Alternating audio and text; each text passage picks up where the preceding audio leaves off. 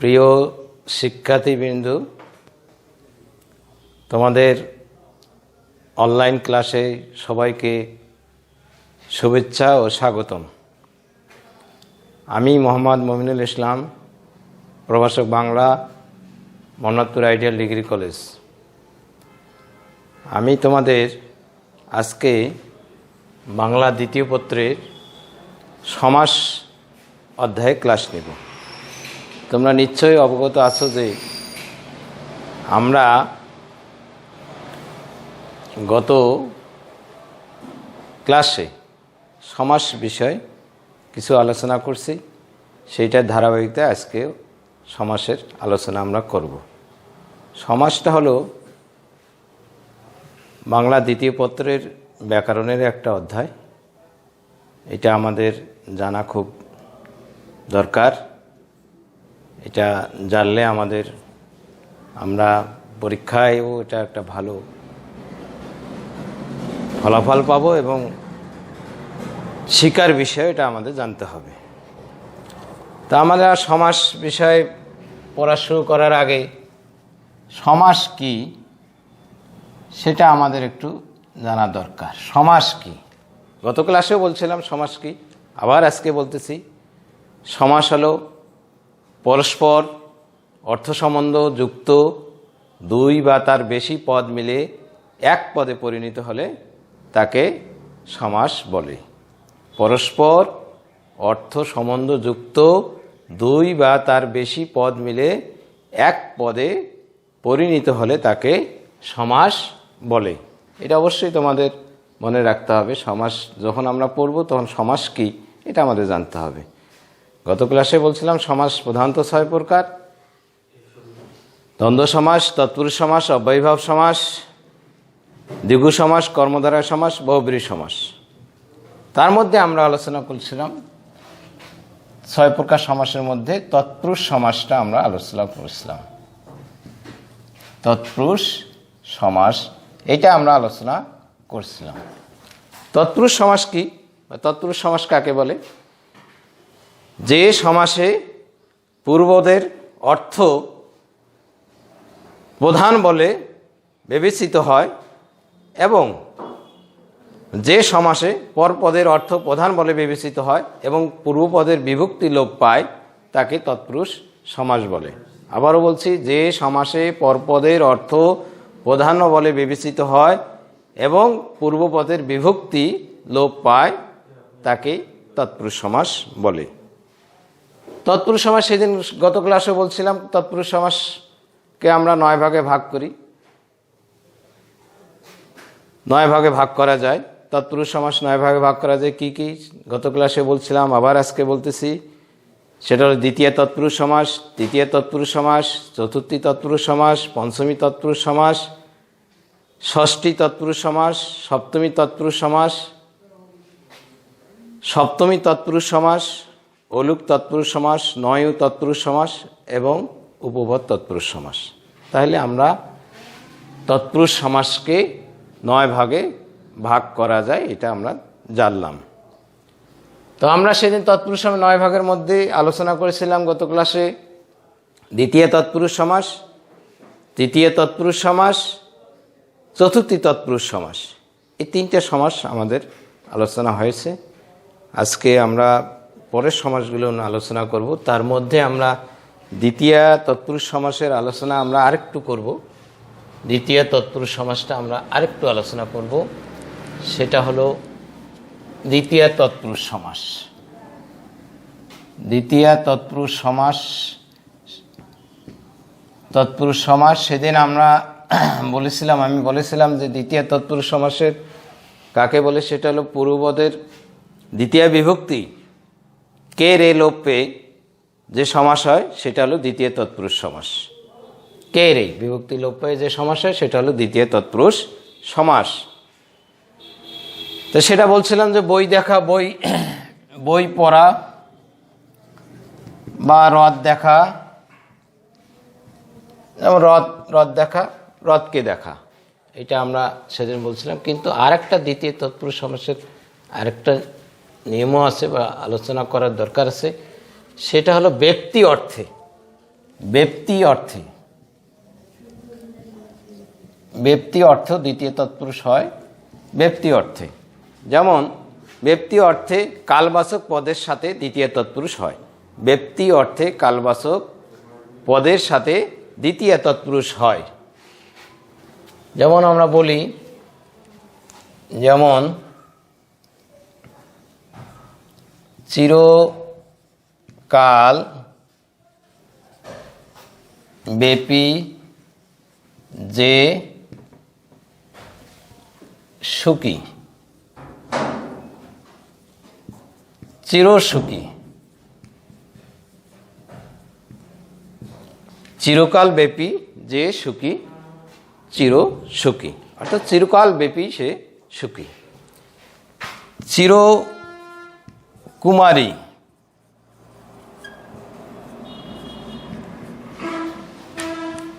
চিরকুমারী চিরকাল ব্যাপী যে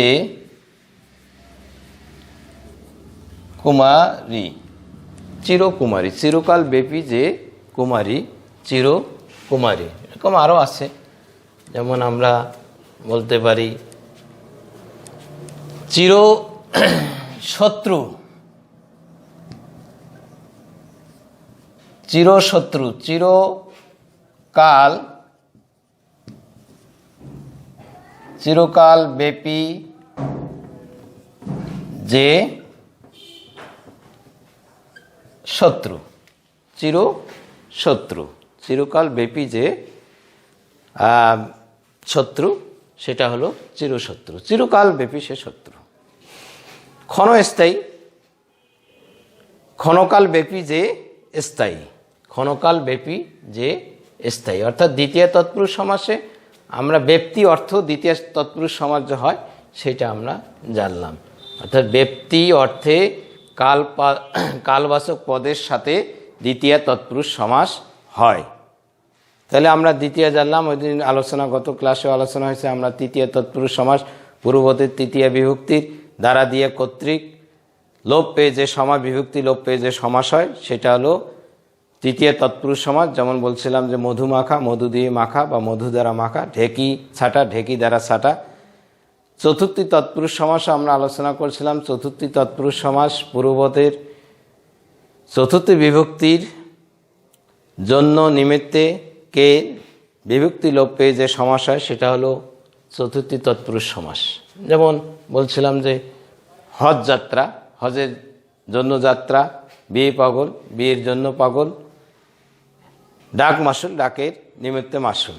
এটা আমরা গত ক্লাসে আলোচনা করছিলাম। আমরা আজকে আলোচনা করব পঞ্চমী তৎপুরুষ সমাস। তাহলে আমরা জানলাম দ্বিতীয় তৎপুরুষ, তৃতীয় তৎপুরুষ, চতুর্থী তৎপুরুষ সমাস। আজকে আমরা আলোচনা করব পঞ্চমী তৎপুরুষ সমাস। পঞ্চমী তৎপুরুষ সমাস। পঞ্চমী তৎপুরুষ সমাস কাকে বলে? পূর্বপদের অর্থাৎ পঞ্চমী বিভক্তির, পূর্বপদের পঞ্চমী বিভক্তি হতে, থেকে, চেয়ে ইত্যাদি লোপ পেয়ে যে সমাস হয় সেটা হলো পঞ্চমী তৎপুরুষ সমাস।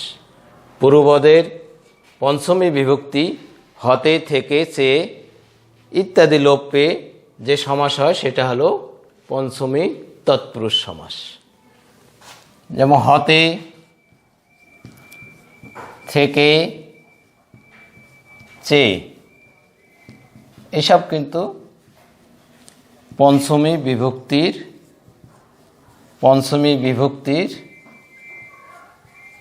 চিহ্ন।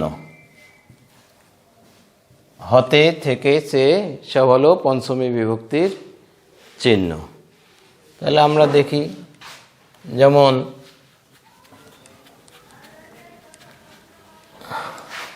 বিলাত হতে ফেরত, গেল বিলাত ফেরত, বিলাত হতে ফেরত, বিলাত ফেরত। স্কুল পালানো, স্কুল থেকে পালানো, স্কুল পালানো, স্কুল থেকে পালানো, দেশ পলাতক, দেশ পলাতক, দেশ থেকে পলাতক। পঞ্চমী তৎপুরুষ সমাসে আরো আছে, যেমন প্রাণ প্রিয়, প্রাণ প্রিয়, প্রাণের চেয়ে, প্রাণের চেয়ে প্রিয়, প্রাণ প্রিয়। এরকম আছে দেশ পলাতক, তো বললাম আমি। দলছুট, দল হতে ছুট, দলছুট, দল হতে ছুট। মেঘ মুক্ত, মেঘ হতে মুক্ত। রোগ মুক্ত আছে, রোগ হতে মুক্ত বা রোগ থেকে মুক্ত। সাপ মুক্ত, সাপ থেকে মুক্ত বা সাপ হতে মুক্ত। তাহলে আমরা পঞ্চমী তৎপুরুষ সমাসে এটা জানলাম যে পঞ্চমী তৎপুরুষ সমাস কাকে বলে। পঞ্চমী তৎপুরুষ সমাসের নিয়মগুলি আমরা একটু জানার চেষ্টা করলাম। যেমন পঞ্চমী তৎপুরুষ সমাস বললাম, পঞ্চমী তৎপুরুষ পূর্বপদের পঞ্চমী বিভক্তির হতে থেকে সে ইত্যাদি লোপে যে সমাস হয় তাকে পঞ্চমী তৎপুরুষ সমাস বলে। যেমন বিলাত ফেরত, বিলাত হতে ফেরত, দেশ পলাতক, দেশ থেকে পলাতক, স্কুল পালানো, স্কুল থেকে পালানো, প্রাণ প্রিয়, প্রাণের চেয়ে প্রিয় ইত্যাদি। আমরা এগুলো আরও বই দেখলে আরও জানতে পারবো। এই নিয়মগুলো আমরা জানা থাকলে এইভাবে আমরা সমাস, পঞ্চমী তৎপুরুষ সমাসটা করতে পারবো। এগুলো পঞ্চমী তৎপুরুষ সমাস। তাইলে আমরা দ্বিতীয়া, তৃতীয়া, চতুর্থী, পঞ্চমী। এবার আসি ষষ্ঠী তৎপুরুষ সমাস। ষষ্ঠী তৎপুরুষ সমাস, ষষ্ঠী তৎপুরুষ সমাস, ষষ্ঠী তৎপুরুষ সমাস। পূর্বপদের ষষ্ঠী বিভক্তির র এর, পূর্বপদের ষষ্ঠী বিভক্তির র এর লোপ পেয়ে যে সমাস হয় তাকে ষষ্ঠী তৎপুরুষ সমাস বলে। আবার বলছি, পূর্বপদের ষষ্ঠী বিভক্তির র এর লোপ পেয়ে যে সমাস হয় সেটা হলো ষষ্ঠী তৎপুরুষ সমাস। ষষ্ঠী তৎপুরুষ সমাসের চিহ্ন কি? র এর, এটাগুলো হলো ষষ্ঠী তৎপুরুষ সমাসের, ষষ্ঠী তৎপুরুষ সমাসের চিহ্ন। র এর এগুলো হলো ষষ্ঠী তৎপুরুষ সমাসের চিহ্ন। তাহলে ষষ্ঠী তৎপুরুষ সমাসে যেমন আমরা যেমন ধানের ক্ষেত, ধান ক্ষেত, এখানে যে আমরা বলতেছি যে বিভক্তি লোপ পাচ্ছে, এখানে কিন্তু র বিভক্তি লোপ পেয়েছে। ধানের ক্ষেত সমস্ত পদ এসে ধান ক্ষেত হলো, তাহলে র বিভক্তি লোপ পেয়েছে। ধান ক্ষেত। গণতন্ত্র, গণের তন্ত্র। রাষ্ট্রপতি, রাষ্ট্রপতি, রাষ্ট্রের পতি, রাষ্ট্রপতি। ছবি ঘর, ছবির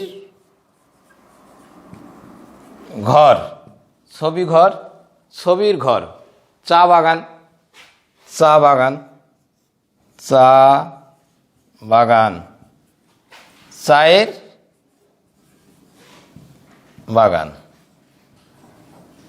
এখানে র বিভক্তি লোপ পেয়ে হলো চা বাগান। ছবির ঘর, ছবির ঘর, র বিভক্তি লোপ, সমস্ত পদ হলো ছবি ঘর। তো ষষ্ঠী তৎপুরুষ সমাসে আরও উদাহরণ আছে, যেমন হলো যে মৌচাক, মৌচাক, মৌ এর চাক। আমরা বলছিলাম বিভক্তি পূর্বপদে ষষ্ঠী বিভক্তি র এর লোপ পেয়ে যে সমাস হয় সেটা হলো ষষ্ঠী তৎপুরুষ সমাস। মৌ এর চাক, তাহলে কি হলো মৌচাক। এখানে আমরা এর বিভক্তি লোপ পেয়েছি। তারপর নৌ বহর, নৌ এর বহর, নৌ বহর, নৌবহর, নৌ এর বহর, নৌবহর।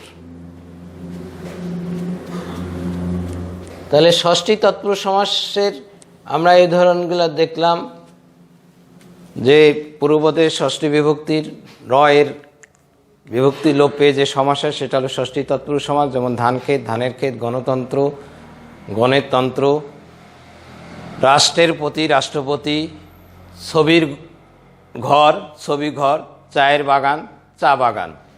এটা ছাড়াও যেমন মৌচাক, মৌয়ের চাক, নৌ এর বহর, নৌবহর। এছাড়াও ষষ্ঠী তৎপুরুষ সমাসে আরও দু একটা নিয়ম আছে। সেটা হলো যেমন আমরা রাজা রাজা এই শব্দটি থাকলে সমস্ত পদে তা এসে রাজ হয়। রাজা শব্দটি থাকলে সমস্ত পদে তা এসে রাজ হয়। যেমন কিভাবে হলো, যেমন হলো যে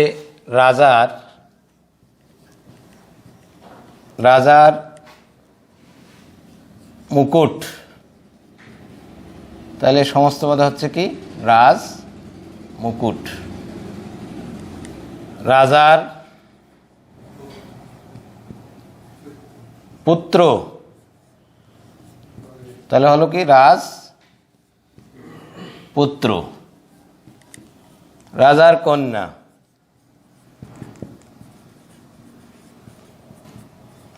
রাজকন্যা। তাহলে আমরা বললাম রাজার মুকুট, রাজমুকুট, রাজার পুত্র, রাজপুত্র, রাজার কন্যা, রাজকন্যা। আবার এটা ব্যাসবাক্যে ষষ্ঠী তৎপুরুষ সমাসের ব্যাসবাক্যে রাজা শব্দ যদি শেষে থাকে, ষষ্ঠী তৎপুরুষ সমাসের রাজা শব্দ শেষে থাকলে সমস্ত পদে রাজটা কিন্তু আগে বসে। যেমন হলো যে পথে রাজা, পথে রাজা। রাজা ব্যাসবাক্যে কিন্তু রাজা শব্দটি শেষে আসে, আর সমস্ত পদের রাজটা কিন্তু তখন আগে বসে। তাহলে পথে রাজা কি হলো রাজপথ, রাজপথ। আবার আছে হাসে রাজা, সমস্ত পদে হলো রাজহাঁস, রাজহাঁস। সমস্ত পদে হলো রাজহাঁস। ষষ্ঠী তৎপুরুষ সমাসে আরও কিছু নিয়ম আছে যেগুলো আমরা এখন দেখব। যেমন হলো যে পিতা, মাতা, ভ্রাতা। ষষ্ঠী তৎপুরুষ সমাসে পিতা, মাতা, ভ্রাতার এর স্থলে হবে পিতৃ, মাতৃ আর হলো ভ্রাতৃ। যেমন ব্যাসবাক্যে যদি আমরা দেখি পিতার ধন, তাহলে এর স্থলে কী হবে? সমস্ত পদ কী হবে? পিতৃধন। মাতার সেবা, সমস্ত পদ হলো মাতৃ সেবা। ভ্রাতার তুল্য, তাহলে সমস্ত পদ আছে ভ্রাতৃতুল্য। তাহলে ষষ্ঠী তৎপুরুষ সমাস আমরা বুঝলাম যে ষষ্ঠী তৎপুরুষ সমাস কাকে বলে। ষষ্ঠী তৎপুরুষ সমাস হলো পূর্বপদের ষষ্ঠী বিভক্তি র এর ইত্যাদি লোপ পেয়ে যে সমাস হয় সেটা হলো ষষ্ঠী তৎপুরুষ সমাস। ষষ্ঠী তৎপুরুষ সমাসের চিহ্ন আমরা জানি বিভক্তি র এর, এটা হলো ষষ্ঠী তৎপুরুষ সমাসের চিহ্ন। ষষ্ঠী তৎপুরুষ সমাসে যেমন হলো রাষ্ট্রপতি, রাষ্ট্রের প্রতি, গণতন্ত্র, গণের তন্ত্র, ছবির ঘর, ছবি ঘর, চায়ের বাগান, চা বাগান ইত্যাদি। তাহলে আমরা জানলাম সমাস, তৎপুরুষ সমাস 9 প্রকার, 9 প্রকারের মধ্যে দ্বিতীয়া তৎপুরুষ সমাস জানলাম, তৃতীয়া জানলাম, চতুর্থী জানলাম, পঞ্চমী জানলাম, ষষ্ঠী তৎপুরুষ সমাস জানলাম।